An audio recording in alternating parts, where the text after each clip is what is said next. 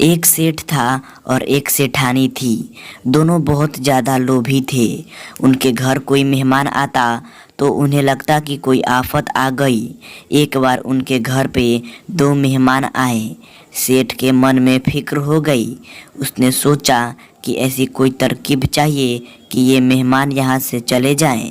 सेठ ने घर के अंदर जाकर सेठानी से कहा, सुनो, जब मैं तुम्हें गाली दूं तो जवाब में तुम भी मुझे गालियां देना, और जब मैं अपना गज लेकर तुम्हें मारने दौड़ूंगा तो तुम आटे वाली थैली लेकर घर के बाहर निकल जाना।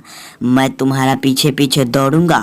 मेहमान समझ जाएंगे कि इनके घर में झगड़ा है और वे वापस चले जाएंगे।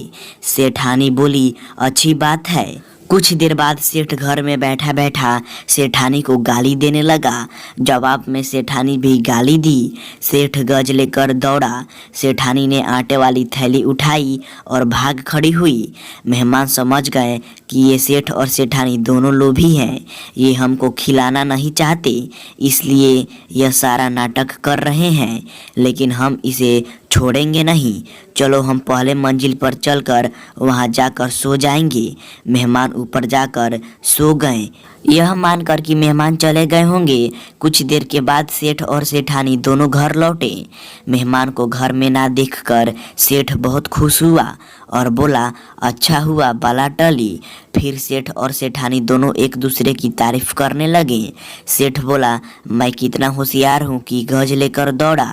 सेठानी बोली, मैं कितनी फुर्तीली हूँ कि थैली लेकर भागी।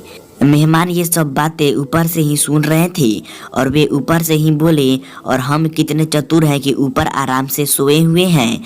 ये सब सुनकर सेठ और सेठानी दोनों गुस्से हो गए और उन्होंने मेहमान को नीचे बुला लिया और उन्हें अच्छी तरह से खिला पिला कर विदा कर दिया।